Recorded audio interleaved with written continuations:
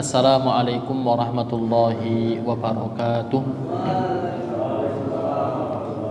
Alhamdulillahi ala ihsanih wa syukru lahu ala taufiqihi wa amtinanih. Wassalatu wassalamu ala khairi bariyatih Muhammad ibn Abdullah wa ala alihi wa sahbihi wa man tabi'ahu bi ihsanin ila yaumil liqa'ih.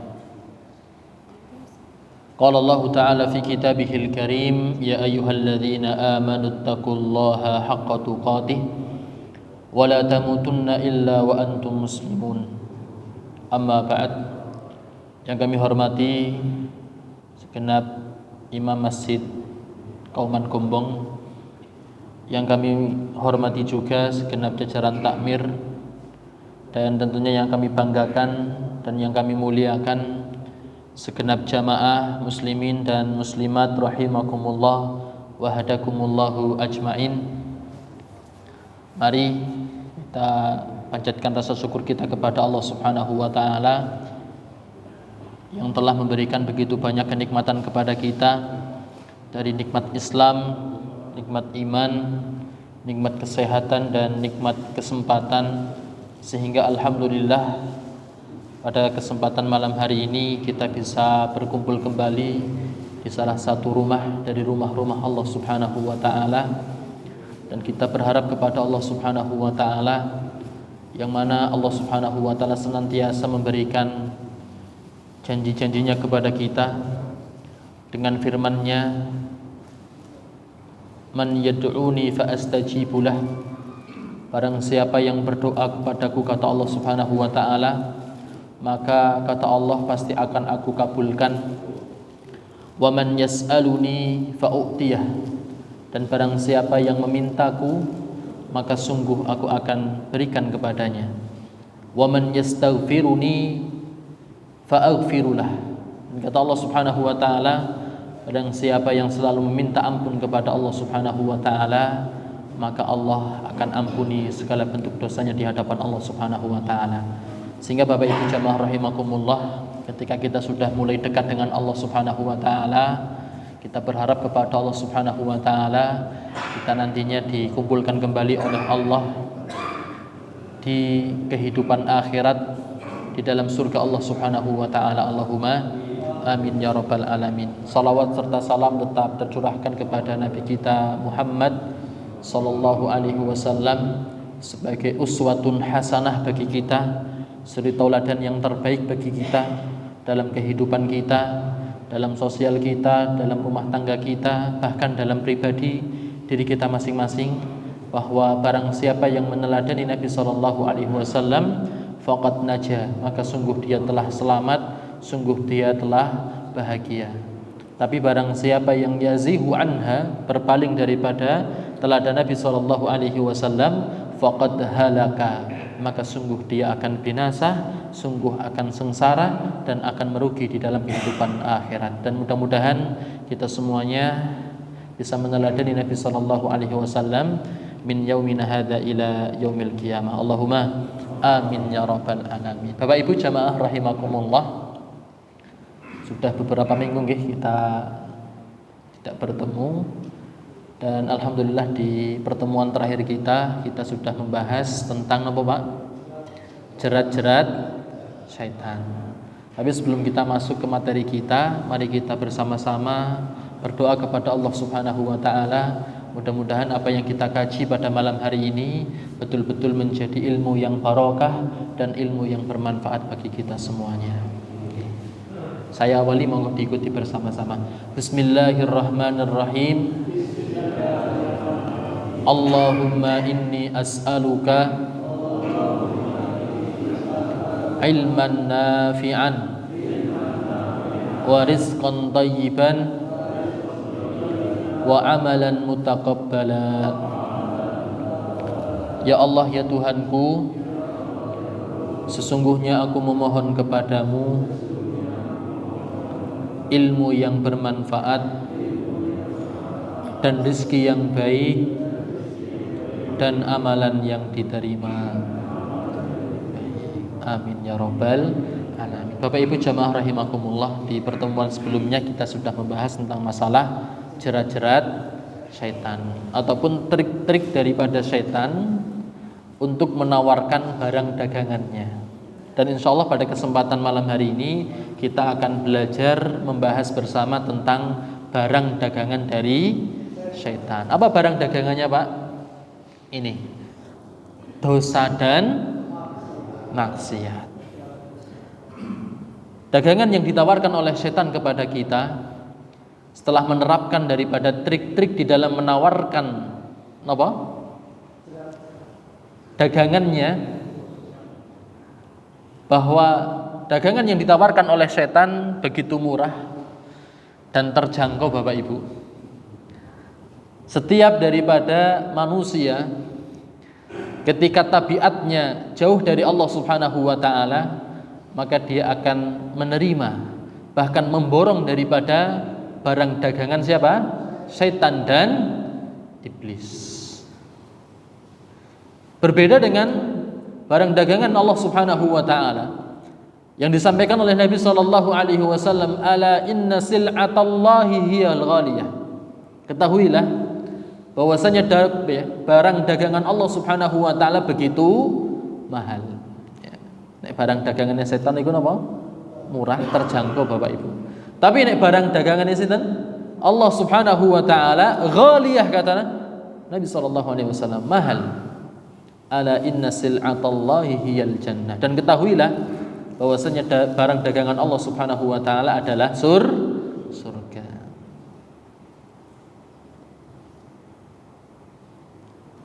Bapak Ibu jamaah rahimakumullah, sebelum kita berbicara lebih jauh tentang masalah dosa dan maksiat, maka yang perlu kita resapi bersama bahwa dosa dan maksiat itu mengundang musibah dan bencana.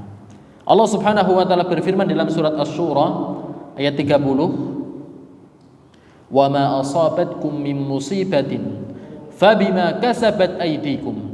Dan apa saja musibah yang menimpa kamu, maka adalah disebabkan oleh perbuatan tanganmu sendiri. Wa ya'fu an katsir.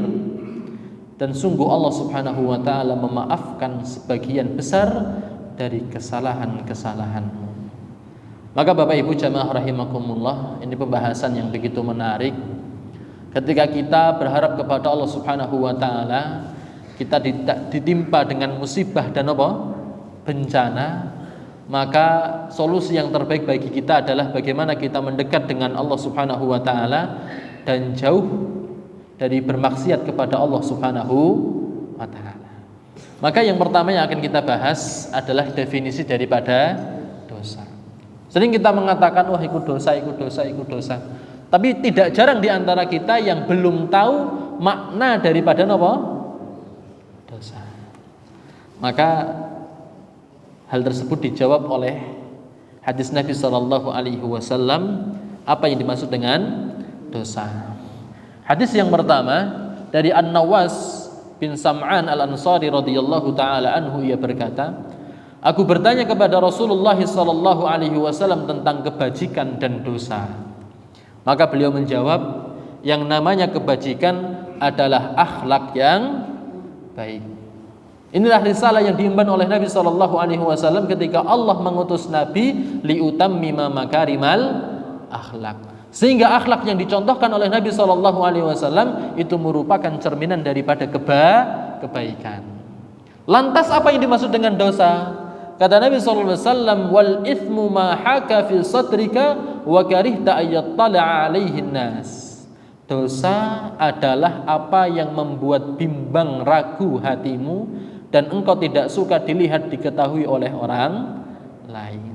Inilah yang dimaksud dengan apa, Pak?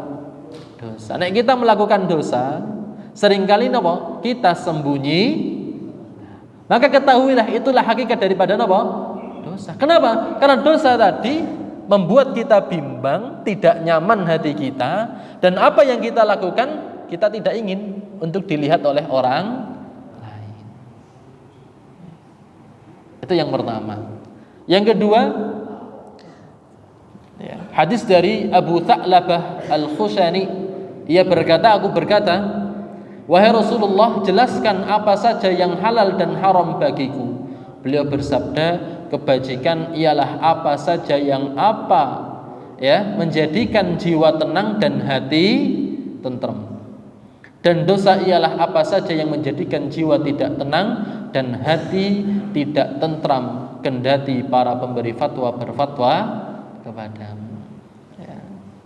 Jadi ketika kita bertanya satu masalah Bapak Ibu, yang itu sudah kita ketahui bahwa itu sesuatu yang diharamkan oleh Allah Subhanahu wa taala, sementara kita meminta fatwa kepada seorang mufti dan membenarkan bahwa itu sebuah kemaksiatan, tapi kita tetap menjalani kemaksiatan tersebut. Maka ketahuilah itulah yang dimaksud dengan hakikat kemaksiatan. Hakikat dosa di hadapan Allah Subhanahu wa taala.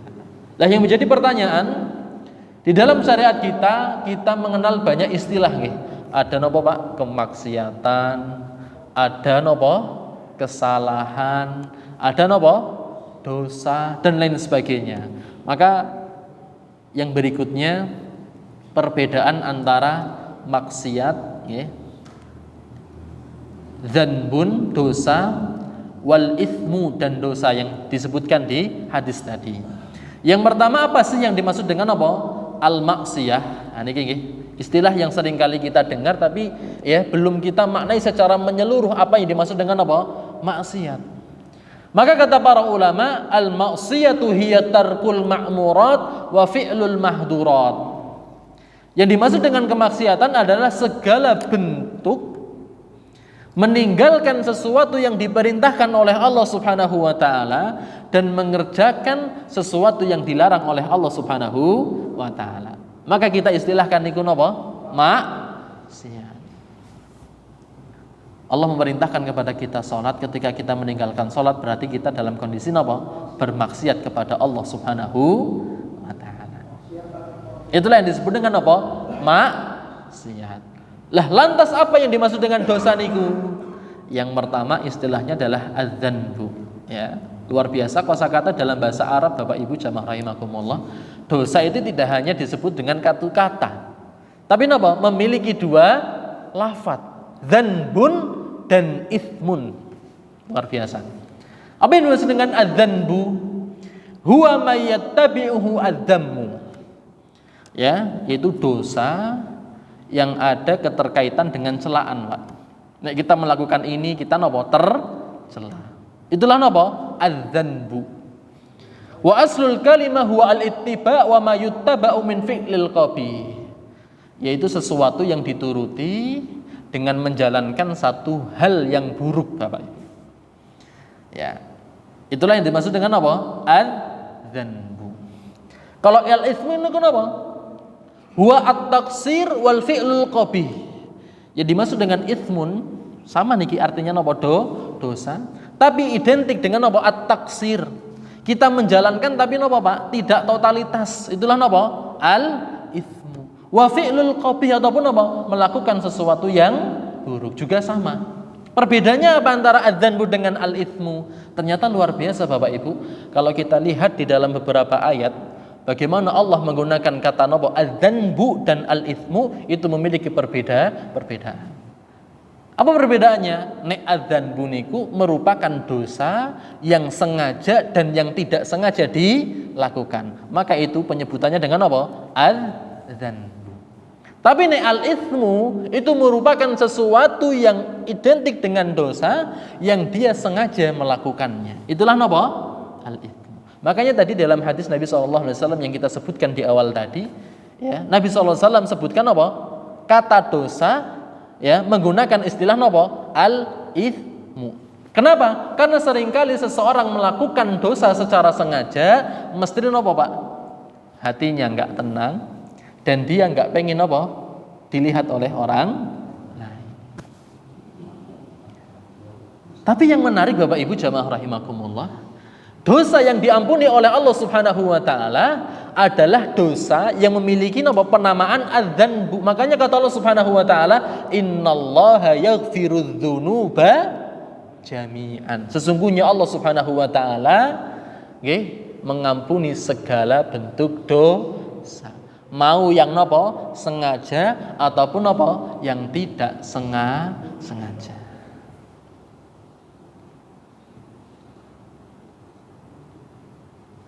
Tapi nek nopo dosanya sengaja, maka nopo Pak? Istilahnya menggunakan nopo contohnya nopo? Ya, ketika Allah berbicara tentang masalah wasiat, Pak. Kata Allah Subhanahu wa taala, "Man baddalahu mim ba'di ma sami'ahu." Barang siapa yang merubah setelah dia mendengar wasiat dari orang lain, fa innama itsmuhu 'alal ladzina yubaddiluna. Dan sungguh dosanya ditanggung bagi orang yang merubah napa wasiat tersebut. Ada unsur napa? Kesengajaan. Tapi luar biasa karena rahmat dan fadl yang diberikan oleh Allah kepada hambanya, Allah tidak hanya napa mengampuni dosa-dosa yang tanpa disengaja, akan tapi napa dosa-dosa yang disengaja juga diampuni oleh Allah Subhanahu wa taala. Inilah sifat daripada rahmat kasih sayang Allah kepada setiap hamba. Subhanallah. Bapak Ibu jamaah rahimakumullah.